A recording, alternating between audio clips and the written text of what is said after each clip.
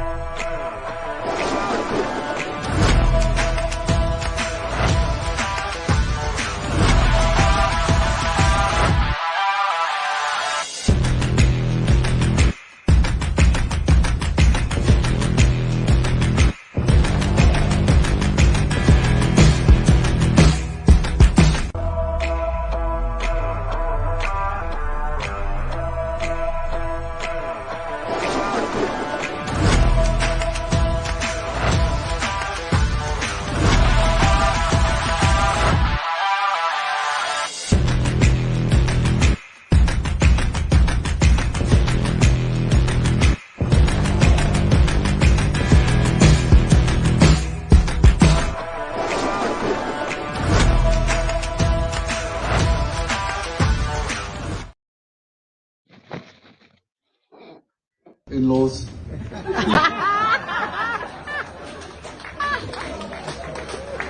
I'll skip the protocol because at this point we're all family. I will also try to keep this short. Firstly, thank you. Thank you for welcoming my wife and myself to Nigeria. It's our first visit. It certainly won't be our last. Thank you for the naming ceremony. I don't know how I got dragged into that as well. But to be able to witness it next to my wife, it means a huge amount to both of us, but especially her. So thank you for that.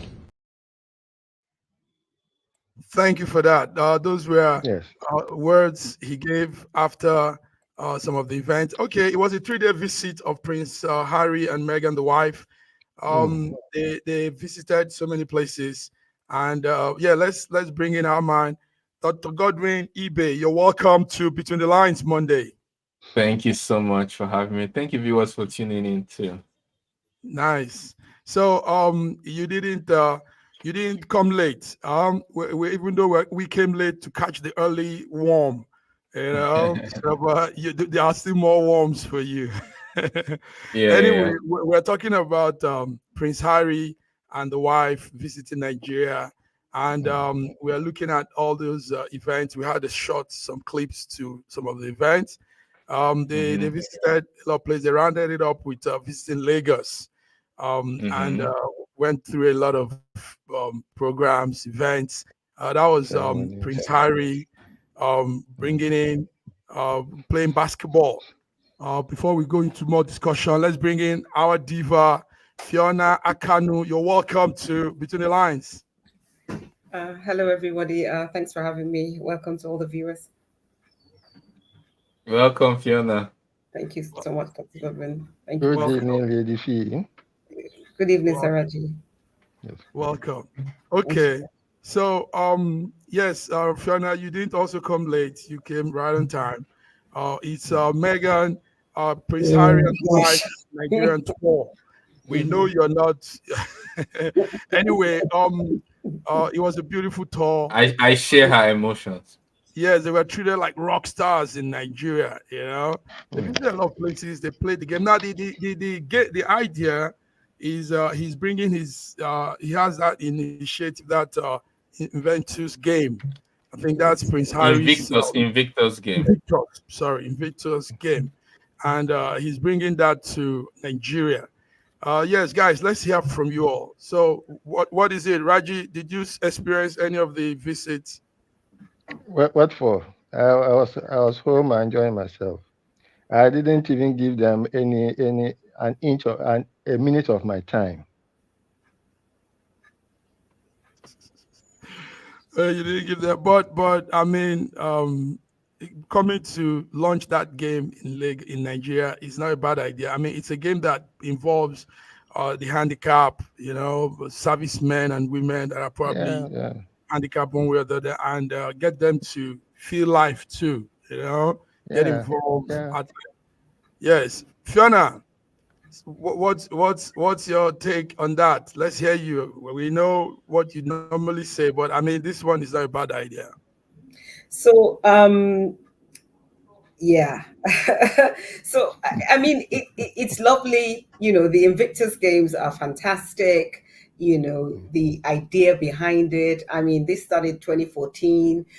He's also an ex-military personnel, and he's quite conscious of the fact that people that are differently abled probably don't have the same access to taking part in sports and games, etc., etc. So it's very nice for him to highlight that, you know, wherever he had gone in the world. I mean, that he went to Nigeria to do it, for me is really neither here nor there. We got so many problems, so many issues. I don't really, you know, it's whatever. So for me, it's like, okay, it's nice. As you said, they were treated like rock stars. They were more like celebrities, really. It wasn't like a head of state visit. The royal family here and the government were quick to say, listen, it's nothing to do with us. This is their private arrangement. So really, that's their private arrangement. That's their private business. They were treated like celebrities. And yeah, I have, you know, that it's nice, but it's a nice, we don't need it. It's just a nice to have, but it's you know, it's whatever. But with the lady telling us she's 43%, is it 43% or 47%? Yeah, but yeah, that and so but don't we get all me know started. we all know that yeah, exactly, it's a big and so what, because at the end of the day, how many Black or African descent Americans have Nigerian heritage? There are thousands and thousands of them. This is no news. Millions. So I don't think that, you know, we need to be excited about that. That's not going to make her pro-Nigerian. That's not going to make it. So for me, I just think, and it's a big, for me personally, it's an and so what, really. I have lots of Black American friends who are Geechee, have, you know, they got Nigerian descent and all that, and there's no belly aching about it. We just, you know, we all enjoy jollof rice together, and we just keep it moving. So I don't really know. I don't know what. So you three are just downplaying this whole beautiful event. Godwin, she said she told Nigeria. No. She's not downplaying. She's preventing overestimation. Look, okay. Let me. I'll speak when it's my turn. Can I speak? No, go ahead.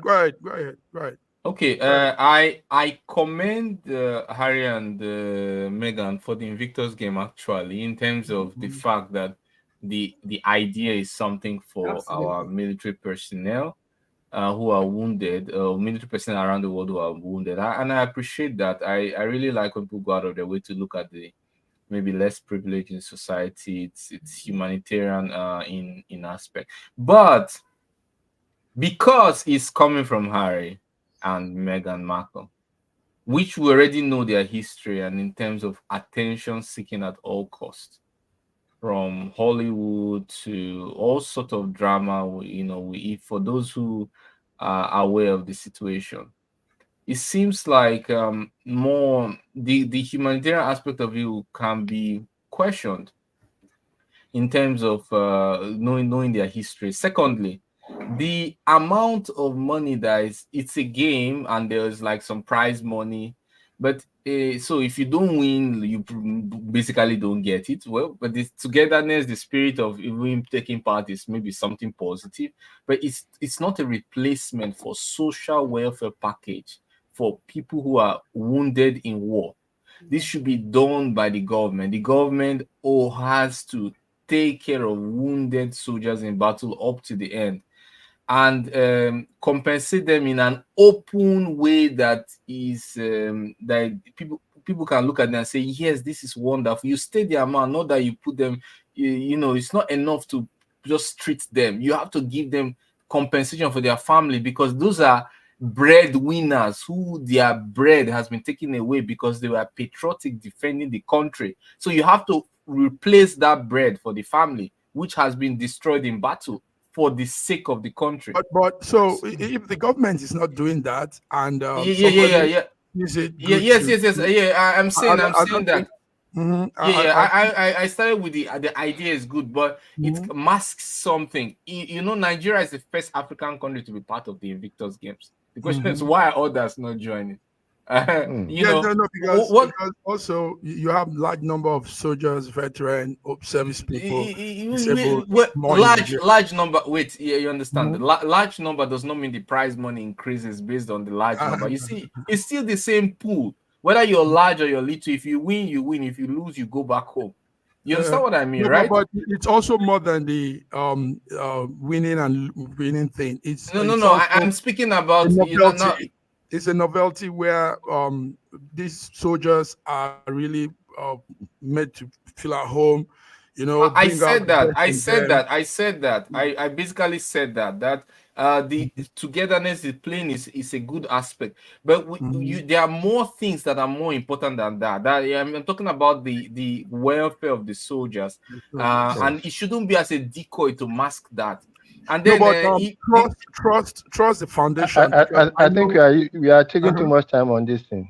Okay. Let me just round up one more thing concerning the DNA case. For God's sake, we are 98% similar to monkeys by DNA. So should we now identify with the jungle? So I really think that. I don't think that's the concept. Okay, but anyway. It was a beautiful outing. 3 days, beautiful outing for them. Yeah. If I should use the word, very humble to be in Nigeria, in motherland, and they are back to their base. Let's go, guys. Somehow you three don't seem to see it with me, but it's okay. Diverse views and opinion is okay. Let's come to more of. You don't like colonialism, that's the problem. Yeah. More issues, burning issues. Rivers crisis, Rivers State, Nigeria, that part of Nigeria that is very integral part of Nigeria. I mean, a major part of our income comes from that state. But somehow things doesn't look too good. Can somebody make a sense of what's happening? Raji, give us a breakdown, run it through with some, few minutes. Let's have that overview. Yes. First and foremost, I want to quote Wike himself that if a person stands election on the platform of Party A and gets voted in, and having been voted in, he now decides to go to Party B, that person should automatically lose his seat, which is what is now applicable to the 27 PDP House of Assembly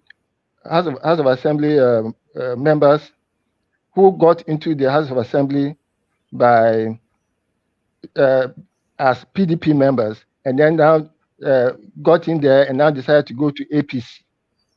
by that moment they have lost their seat. There are only now only three members who are still with their original seats and are all PDP.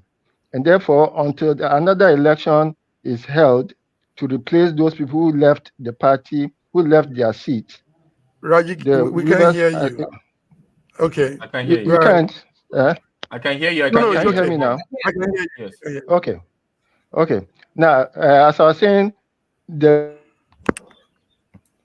23 or so PDP members who moved over to APC after winning the election have thereby vacated their seats. So at the moment, there are only 4 or 5 members of the Rivers State House of Assembly who are genuinely elected, and until the seats of those who left are filled, those 4 or 5 members will continue to run the affairs of the Rivers State. 4 or 5 members will continue to run the affairs of Rivers State. Okay. Yes, because the other 23 elected to move to lose their seats. So as simple as that. Fiona, I know you're watching from the UK. You're watching what's happening in Rivers. Am I? I know what you do. Am I watching? You're following up. You're observing everything there. Now, somehow, doesn't this whole thing look like child's play? I mean, Wike is no more. He's out there in the federal supposed to be the minister. I mean, that's a big position he has there too.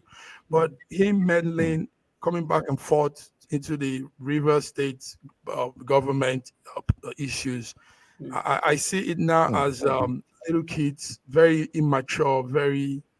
What do you think, Fiona? So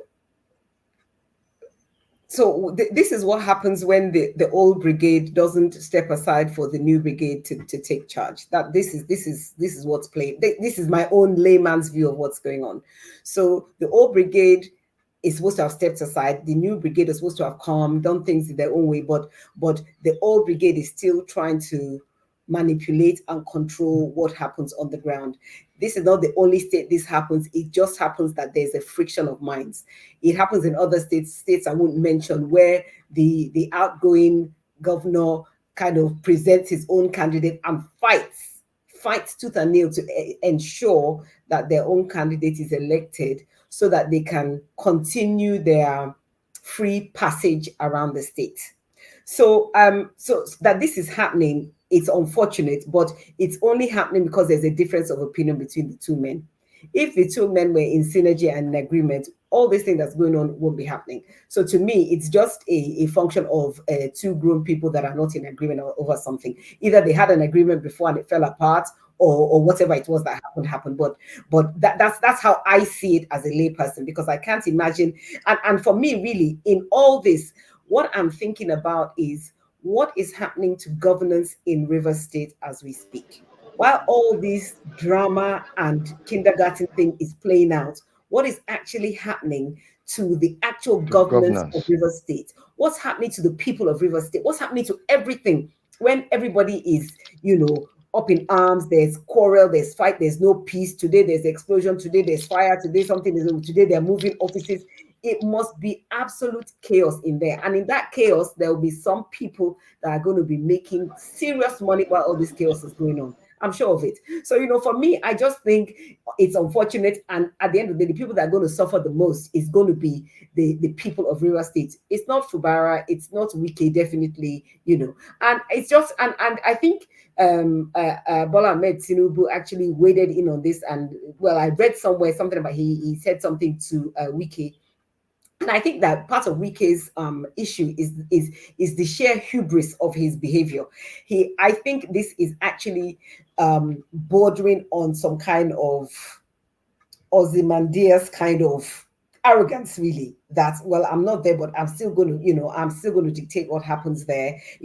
I think, to all intents and purposes, he pretty much feels like he doesn't just rule his state, but he pretty much, has a firm grip on a lot of things that happen in Nigeria. That's how I perceive it. That's my listen. Your perception is you perceived right. I mean, that's Olayinka will agree with some of the things he said. But before we go on, let's bring in our man George Chukwu from Toronto, Canada. You're welcome. And he's one person that's always emphasized on these stooge and leaders using somebody. George, how do you put those words? How governors bring in somebody and that person becomes a stooge for them, continues that their power. George, can you hear us? Yes, I can hear you quietly. Can you hear me? Yeah, we can. Go ahead, Yeah, George. Okay. Yeah, I just want to acknowledge all of you here and viewers from around the world. We are coming down from Square One in Toronto. This is a big mall here. So I'm here doing a project. So I decided to join you all. Yeah, I heard what you guys are saying. What we need to actually mandate to the president is that he is supposed to put his mad dog in check. The President Ahmed Bola Tinubu, if you are not careful, this your FCT man will put you in trouble. You have already violated the Constitution by allowing the 27 people that just stepped out of their own party to another party to continue. That is a violation of the Constitution. Therefore, you must be very careful what you are openly supporting. Put your mad dog in check. Have him to man FCT and leave River State alone. These people have suffered enough. I don't know why you're allowing this to happen. And some of the people that are supporting you are allowing it to happen. They better give you a good advice to choose wisely.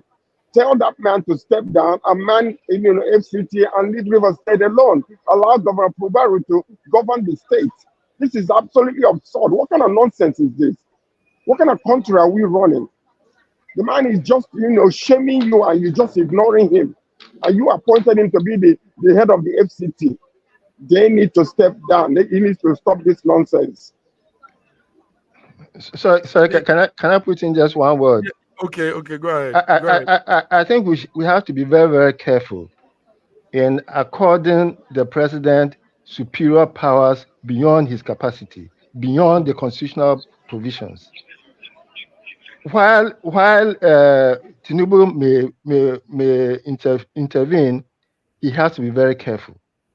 You have to because you are running a federal government. I agree with Sir George that there's a mad dog raving around, rapidly biting anybody.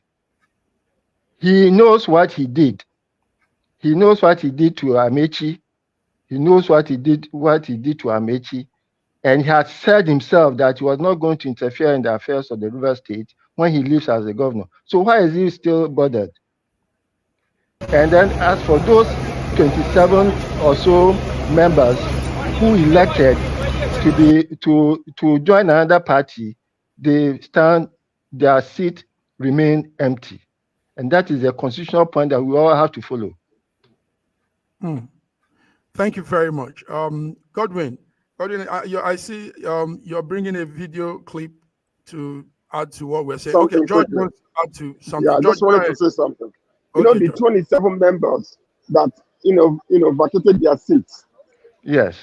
They need to stay where they are because they have already vacated those seats until there is, the courthouse determines whether they should go or not. But based on the old case that they had that was similar to this, it was already determined by the highest court in Nigeria that once you vacate the party under which you were elected, you vacate that seat. And there is no explanation in and out of that. And they must obey the law. What we are seeing in River State right now is a test. And a test, number one, the president ought to surround himself with legal minds. So before he gives any advice, they won't check in and out of the legal system and the constitution to make sure that whatever advice as a mediator he is given will not violate the constitution. This is exactly what just took place. And it is not allowed. When he makes it up from the head, what do you expect the lower end to do? So he must surround himself with legal minds. Yeah, George, also some legal minds like Femi Falana is saying that some of the governor's decisions too are going out of boundary. For example, he told the legislators where they should meet. He's the one taking them to where they should meet. And lawyers are saying that is also unconstitutional. Godwin, yes, Godwin, are you following the Rivers case? Are you on that?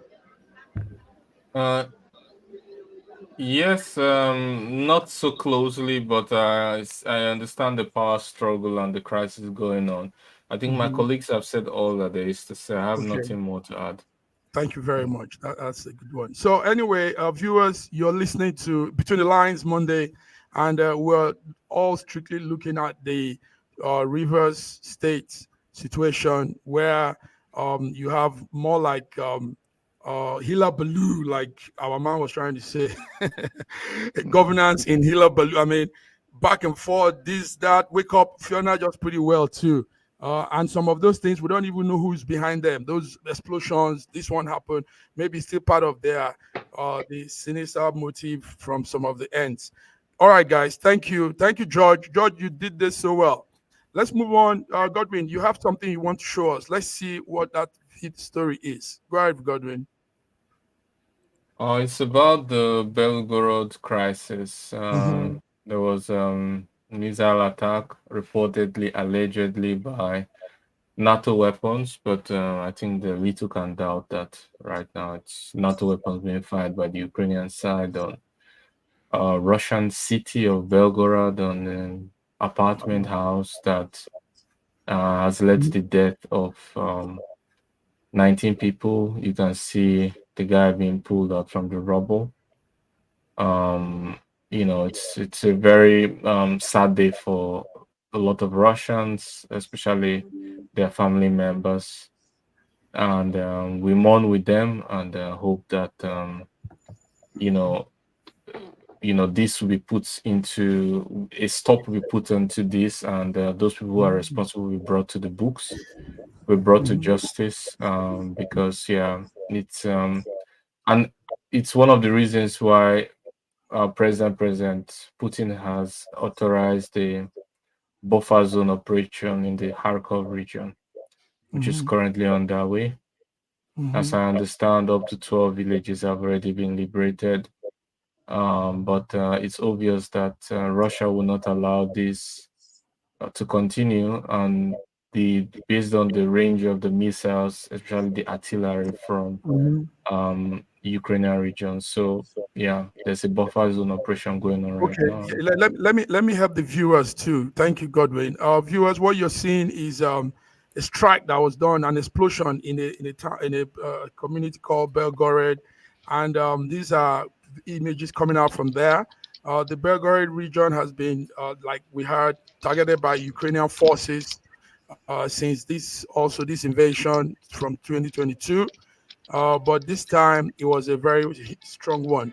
19 people have been injured, and the blast took down a 10-story building block. Yes, so that's what you're saying. So,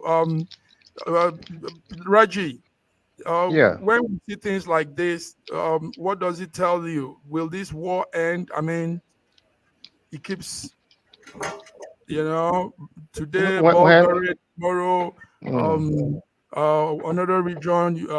I mean, what is happening? There's normally some terms of engagement when you are in the war. That as much as possible, civilian population should not be attacked. Essential services should not be disrupted, like nuclear electricity supply and all this should not be disrupted as much as possible. When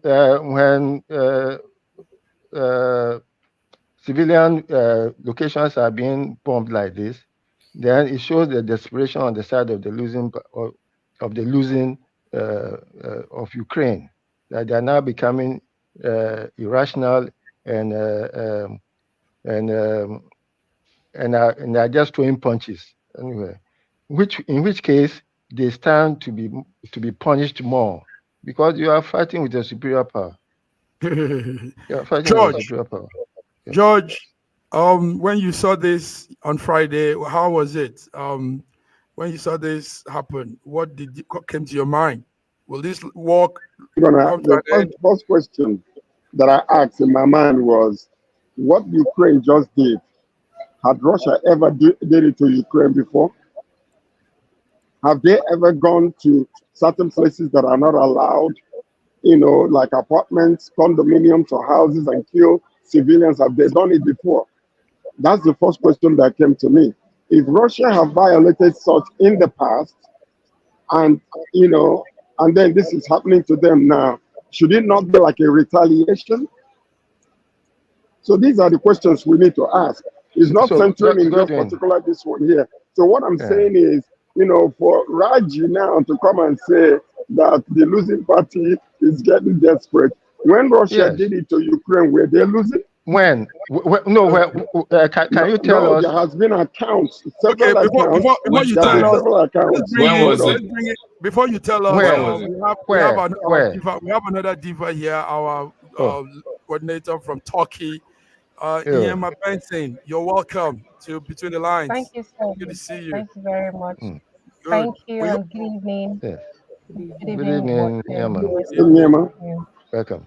We hope no strike came on Turkey this time. No. So what's the update from Turkey? Let's hear anything from Turkey. What's the story coming out from there? Currently, I think I've not really heard any story yet, aside that Turkey is supporting, I think, Iraq, and against Israel. That's the only thing, and they're fighting for their, I think, Muslim brothers. There is nothing much I've heard for now, and the cutting business deal with Israel and that. There's nothing much. I think I heard the last time that they arrested a lot of people who came into the country as spy, and that's just for it now. Somebody's background needs to be muted. Okay. Yes. You guys were bringing up some strong talk there. George. Okay. Yeah, George was bringing up something, but let's not dive too much on that. Godwin has done a pretty good update, and it's all good. Let's look more from that end also. Godwin, thousands of Georgians went to protest against a Russian bill. And they said the protesters are angry at government's effort to pass a bill against what they call foreign agents, which mirrors repressive arraignment against the people. Tell us, what's that story? Why that protest on Sunday? Georgians protesting. First of am I audible? Yes, you are. Yes, you are. First of all, it's a very nonsensical characterization of the bill. It has nothing to do with Russia. The fact that Russia has a foreign agent bill is not unique to Russia. The US has similar bill. India has, Brazil has, China has. It is the work of a inherent duty and responsibility of a country to save and safeguard its sovereignty. And based on that, there's no way that intelligence agencies, their prime target is not to decipher and to find out foreign influence.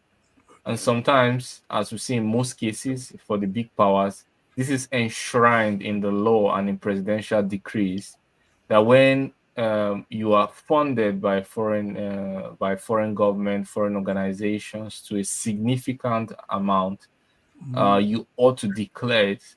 You ought to register as a foreign agent or as a lobbyist of a foreign government. So it has absolutely nothing to do with Russia. It makes some news at journalists or news publication trend, and so they use the Russia word. It's Russia not really for them to trend. We saw the protests. I saw a huge number. No. I mean the use of the word Russia. The protest is clear. It's clear that some of them do not like it, but the protest obviously will still be the people who are sponsored by the same foreign agents who will be protesting it because it's their source of income. Okay, let's come to Dr. Sir George. There's a major man in the Vladimir Putin's ministry, and that's the Russian Defense Ministry, Shoigu. Now, he's been removed. Sergei Shoigu. Sergei Shoigu. He's been removed. George, what does it tell you? I want you to say first, then the guys will come in. I know they have so much to say on that. So the 68-year-old man has been removed. Well, I mean, I don't think that is really anything that anybody can say about that in regards to something negative or positive. Putin makes a decision based on strategic ends and diplomatic ends. And the man has been the right-hand man for the longest. And if I was in Putin's position and I'm looking at any of my former right-hand or left-hand person who is not in line or maybe is surrounded by any kind of allegation or something, I will definitely find a diplomatic or a civil way of removing that person from around me and put him in arm's length. So what I'm seeing here is actually the man makes a decision. So we don't know what is really in his mind when he made this decision, but I'm quite sure the decision that he's making will be for his own best interest and the interest of the nation. So that's all I can say about that until otherwise comes up. I don't think anybody can really pontificate this or give it any spin. You can go left or go right on the decision why he did that. So we really don't know unless it comes out of his mouth. So anybody want to say anything before we go? I think the person that's been appointed now is the previous, I don't know, Dr. Gordon can probably help me, previous Minister of the Deputy Prime Minister, yes. So I think in my thinking that there may be a move to kind of align economic activity to support more robustly the war efforts. I'm not saying that's what it is, but I'm saying that could be a reason why. You are fantastically right. I wanted to touch on that. First of all, there's Sergei Shoigu, our dear Minister of Defense, has been serving for a while and he's been really good at his job and successful at his job. And he has been not fired, as people say. He's been reshuffled. There's a government reshuffle. He's now going to be, as rumors have it, but to be confirmed, he's going to be the Secretary of the National Defense Council. That's a very powerful post. That's a very powerful. So he's not leaving anywhere. Also, the person who is coming to replace him was, like Fiona rightly said, the first Deputy Prime Minister Belgorod, and he has been responsible not just for as the Deputy Prime Minister for import substitution, adaptation of the economy to localization, and adaptation of sanctions. In fact, in Ukrainian publications, they released and several articles regretting the new position in advance, saying that this person will bring much more success to the ministry. So I think it's a strategic, probably a strategic shift towards more alignment of the economy and to import substitution and domestic self-sufficiency. Wonderful. Thank you, guys. Listen, let's do this small break. We'll come back. We have more gists coming from Nigeria and some other parts of the world. So let's go on the break, fellas. We'll see you on the other end. Thank you.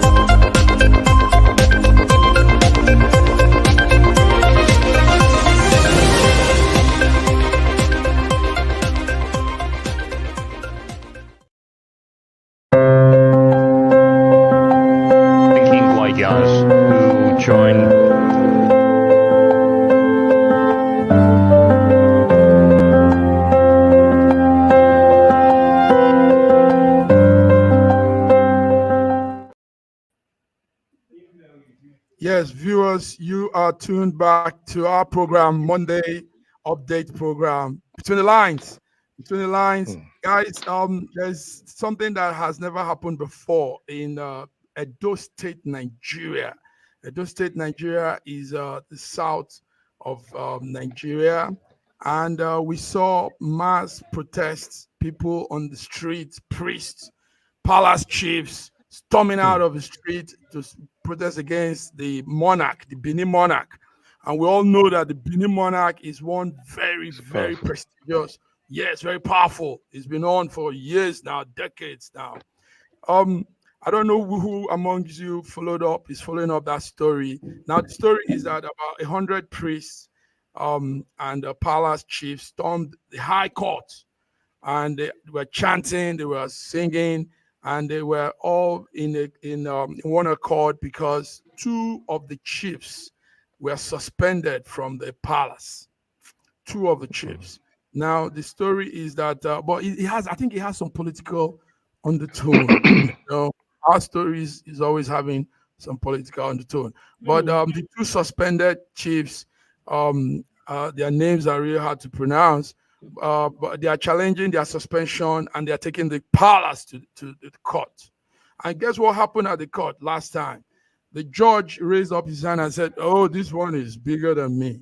So, and he just adjourned it to some other time because he probably doesn't want to get, where you're sleeping at night, something come and choke you.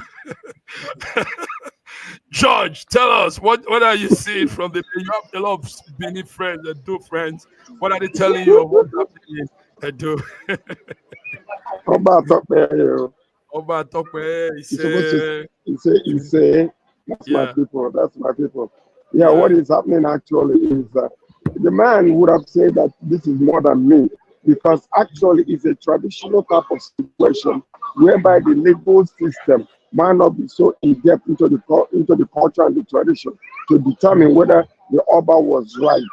Because don't forget that most of these monarchies, they have superior power when it comes to the culture. So now, if they're challenging, the Oba, this is the first time I'm hearing this. Maybe it's happened in the past before. I've never heard the chiefs and the priests coming out openly and legally to challenge the traditional ruler like that. So I'm not quite sure, how the case is going to end, because the legal system might not have enough traditional knowledge about what the powers of the Oba is and what the limits of it is when it comes to telling what some of the chiefs that they need to go to vacate their offices. So I don't know. I'm not sure. Since I'm not from Edo State, I'm not quite well versed in their own tradition too. Okay. Yes. Reggie, go ahead. Now, the two chiefs were suspended when they came to Ife to assert that indeed Benin came out of Ife. There have been this controversy about which one is superior. Is it Ife or Benin? And according to Yoruba history, the first Oba of Benin, Oramiyan, was a loan from Oduduwa to the Benin, because they couldn't govern themselves. They needed somebody who could govern them. And the house of Oduduwa loaned them Oramiyan. When Oramiyan had finished with his Kenya, he saw them to be too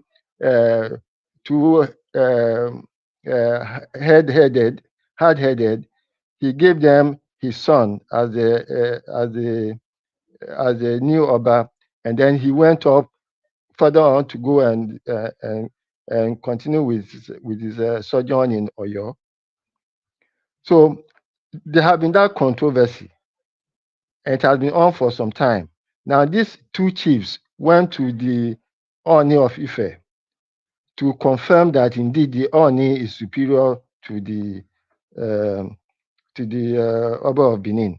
And when they came back, they were suspended, and then they are challenging their suspension in court. And just like Sir George said, this is not a matter for the court. It's a matter for the traditional system. And therefore, the Oba, the judge who threw up his hands that, hey, leave me alone, this is beyond me, knew exactly what he was doing. Wow. Iyema, how will you feel if you were told to come into this case and settle it? How will you do this? I mean, hey, come, young lady, look, two Obas are fighting, two kings.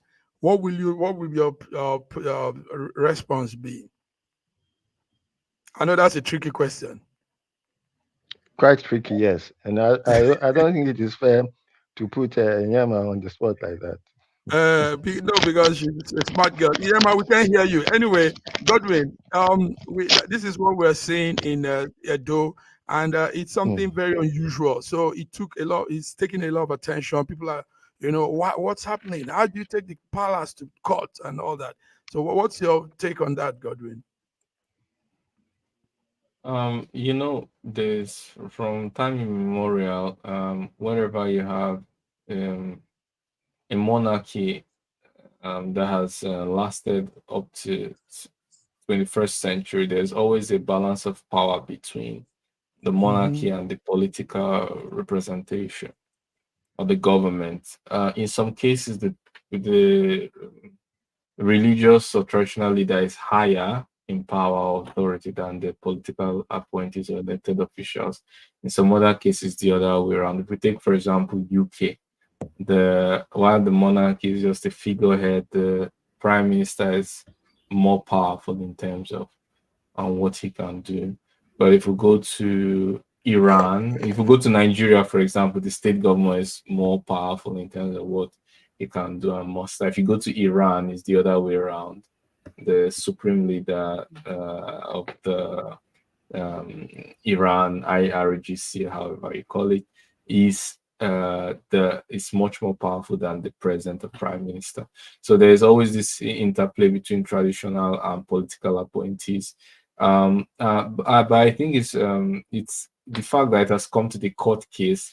It's ridiculous for a judge to actually say that the case is beyond him. He can recuse himself from the case. He obviously has that right, but it seems, I mean, to anybody outside the country or any civilized nation, that a judge cannot handle a case. I mean, some people will see it as an opportunity to promote their career, for example. Some people will see it as judges will see it as an opportunity. Yes. Sorry, Godwin. Sorry, Godwin. Godwin, I don't think you understand the historical importance of what is happening. And I just gave you the historical, the genesis of the whole problem. Yes. This is not a government appointee or government king. No, this is entirely traditional. Okay, entirely traditional. Now, what is happening is that the two chiefs who were suspended had gone against the history as reported by the Oba of Benin. Now, their suspension is not easily acceptable by the other chiefs. Yes. Now, this kind of case. What I had, Raji, is a little bit it differs from your view, but maybe it adds up. The story is that two regions in Edo State are not getting enough representation in governance. So these two chiefs that came up, that stood up, are coming from those two regions, and they said there should be more representation of their constituents. Okay. Now I get you. I get your point. Yes. So somehow also it's a little bit political, like I said earlier, because it has to do with Obaseki. The governor, Godwin Obaseki, and some other people. So anyway, since you guys don't really have that story, maybe we'll come on Wednesday. No. I just got it now. It's all because of the number of local governments.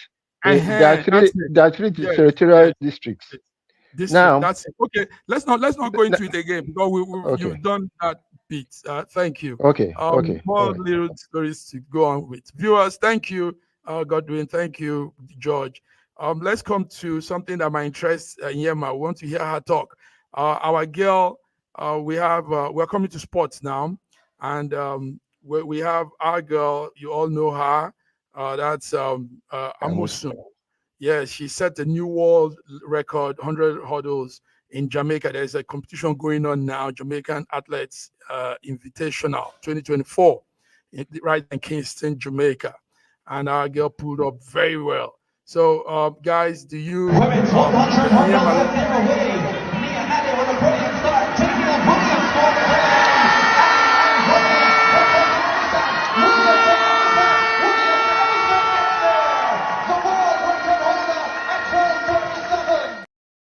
So that's Toby Amosu pulling out. Well, good performance. I'm sure George, I saw your reaction. Let's hear from George first. Then, for her to do this, in the island of Jamaica, she is a superstar, a world star for that matter. This girl is amazing. You know, when it comes to running, short distance and fast, Jamaica is number one. When it comes to long distance, you bring Kenya, you bring Uganda, those people in those areas. But this lady to go to Jamaica and win a hurdle, and my heart, respect to her. Beautiful. Respect to made us proud. Nice. Yes. Yes. Iyema, let's hear you. When you see this, because you know what I'm bringing you on this, being Nigerian, this was your initiative. I mean, this the things you say. You're being Nigerian. Tell us, how do you feel? Oh dear, we are having audio problem there. Okay, Godwin. Yeah, we can't hear you. Could you check your microphone? We have not been hearing you, Paul. Or maybe it's muted. She's muted. Yes. Okay, Godwin, go ahead. Godwin, say something before she gets it. She's Toby Amuso is she's a beacon of hope. She's a paragon of excellence. She's amazing. I've celebrated her countless times on all my social media pages, all our organizations. We talk about her. She really is very motivational, a figure to look up to, inspirational for so many people, especially for women who believe that they have limitations in what they can achieve or in the society. It shows that you can, no matter who you are, where you are, what gender you are, you definitely can achieve the greatest heights. And I'm proud of her. And for her to do this in Jamaica is double. It's wonderful. I congratulate and celebrate her. Yeah. Thank you very much. And I'm sure there's a lot of envy now. And I'm sure very soon she's going to be tested for some substance or the other. They've tried that before now. They tried that. You remember they tried her? Because she didn't show up for the test that they just abruptly given to her, and she was moving. So she still was able to scale through it, got that storm and got on top like an eaglet she is. So we're very proud of her, man. We're very proud of her. Okay, guys, let's come to business. Let's talk business, small business talk before we go. Okay. Yes, Yama, you're on. Can you hear us? Let's hear you. I can hear you, but can you hear me? Well, we can hear you now. Go ahead. That's good. So what was the question, please? Yes, it's our girl, Amusu, Toby Amusu, with the wonderful performance. Amusu. Definitely. I don't know if you heard the part I said that, of course, that's the spirit of Nigeria. Did you hear the part? And I also said I congratulate her and I'm very proud of her.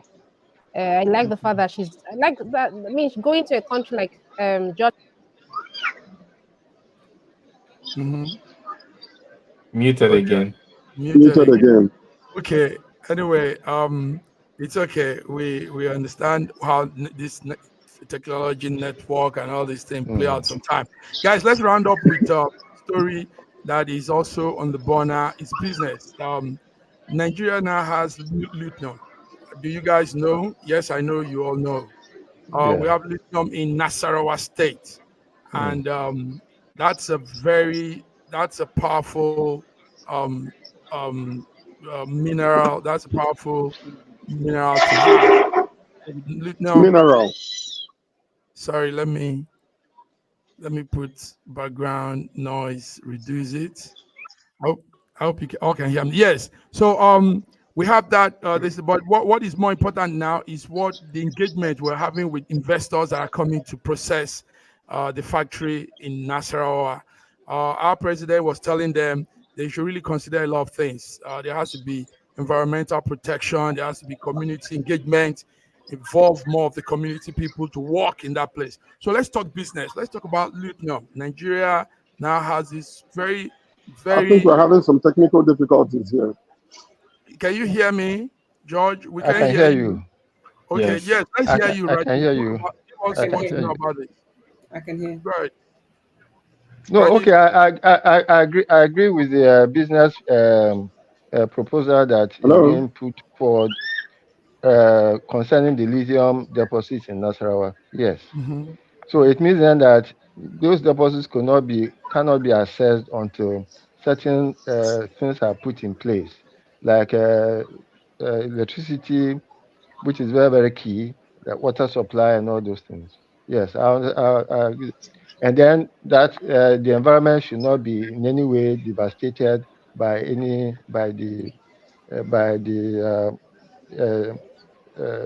taking out extraction of all those minerals, because the extraction is very, very dangerous. They use a lot of dangerous chemicals to do the To do extraction. that. Okay. Yes. So Fiona, Yes. I remember you were saying something earlier on this. When we discovered these minerals, very special, this high grade, these are things that resources that the world is looking for, and we have them, but it doesn't make any input into the good life of the citizen. What's your view on that, Fiona? I mean, I think first of all, the important thing to say is that lithium is not as popular as it was before. So I mean, Are you there? Can you guys hear me? Is it me or is it the system having an issue? Because it's breaking. It's you. Yeah, for it's some you. reason. Yeah, The network breaking. Yeah, it's from your end. Can you all hear me? Yeah, we We can hear you now. yes. But don't worry. Go ahead, Fiona. So it's not. I mean, the price that lithium was per ton, 2022 compared to this year, the percentage drop is spectacular. It's more than 60-70% drop. So that's the first thing that we need to be aware of. So before we get too excited about that, we need to be aware that all is not business as usual, because when it comes to things like fossil fuels, etc., the world is trying to shy away from all those things. As important as lithium is, we have to be mindful of that.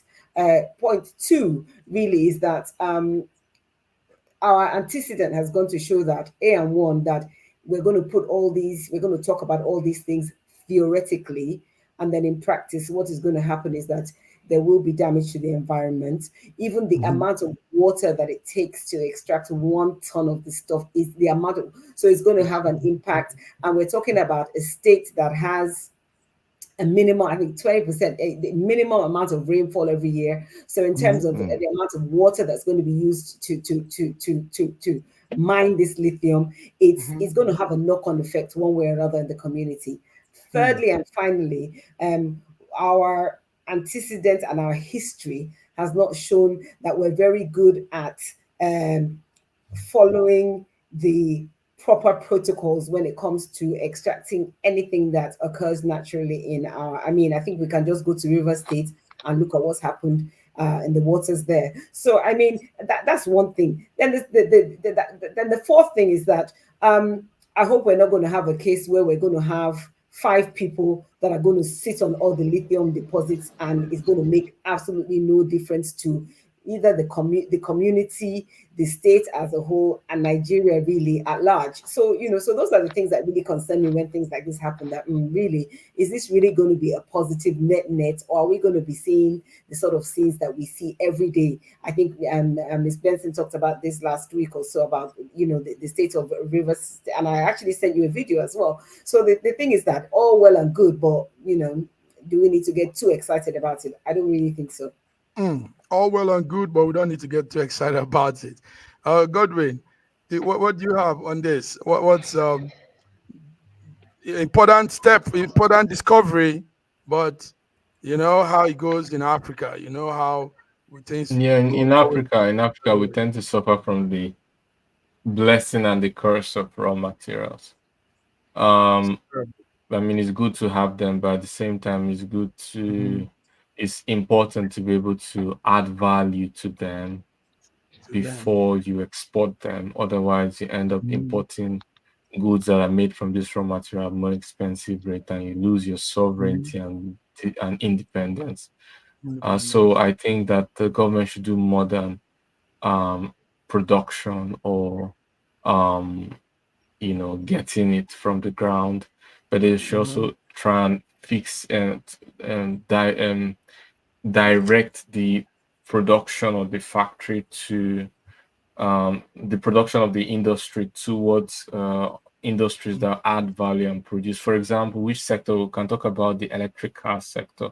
We can talk about batteries.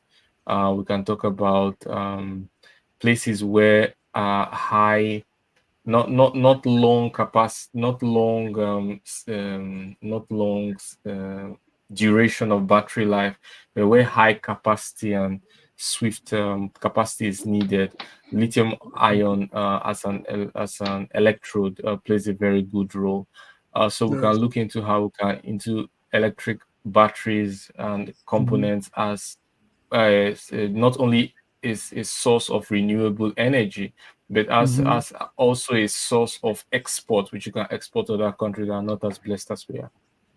Wow, that's good. Okay, viewers watching, that's how it looks like in the raw state. Let me just say something. Okay, go ahead, George. Yes, we can hear you now. Go ahead.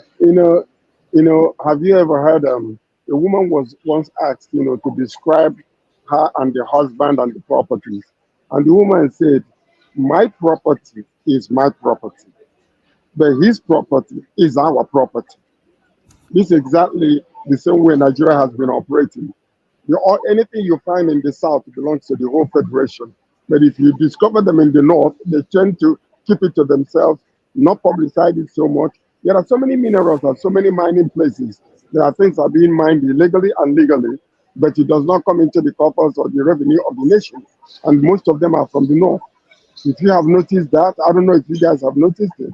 So the point is, lithium is what Niger Republic used to put, send to France. Wasn't it the same substance? That France actually used to. No, they have lithium there too. They have lithium there too. Yeah, they do. They do. So what I'm saying is this: what by Dr. Godwin is saying is, these are facts that we need to understand. Number one is, first and foremost, not to just go and jump and say, okay, we have this. Let's discover exactly what India is doing. If I have something, if you want what I have, if you want to produce something with it, come to my country, build a factory there, we will supply you, you produce it, you give us a job, you pay our taxes and revenue, and you can ship it from our country. That's what most of these other nations are doing. India refuses today, Indian refuses to allow Elon Musk to ship cars to their country. The deal is, come to my country, build your factory there, assemble the vehicle there, meet up with all the requirements, give us jobs, and then we'll allow you. So Nigeria needs to come to that place, because many nations, lithium is the only mineral that they have, and they are able to sustain their economy with only that lithium. So we need to be very careful how we manage these things. But I'm thankful that the power of engagement. I'm thankful that the man in power right now, Jagaban, will not allow those things to happen anymore, because maybe he'll be the one to represent the South effectively and efficiently. Powerful. Thank you, George. That's the power of engagement. We need to have real good engagement when investors come into our country. Sit them down and make them know that the game is changing. Thank you, guys. Nyama, we still didn't hear you. We really wanted to hear your voice. There's something wrong with that audio there. But anyway, guys, it's been beautiful having you all. George, in his line of duty, made our time to still hang out with us. Raji, taking out time. Godwin, giving us good update from Russia. And Nyema, we didn't hear the voice, but we saw her face and we're happy she's with us. Fiona, our diva in London, thank you all for coming. Listen, this is beautiful. What you guys are doing. Nobody's doing this. No Nigerian is doing this. I can tell you, I'm on the radar out there. You guys are putting out knowledge, opening eyes, making people understand things, giving updates, resourceful information. God bless you all. So till we come again on Wednesday, let's go out. Happy May 13th and 14th. Bye-bye. Yeah. Have a good evening. Have a good evening. All right, everybody. Bye-bye. Bye-bye.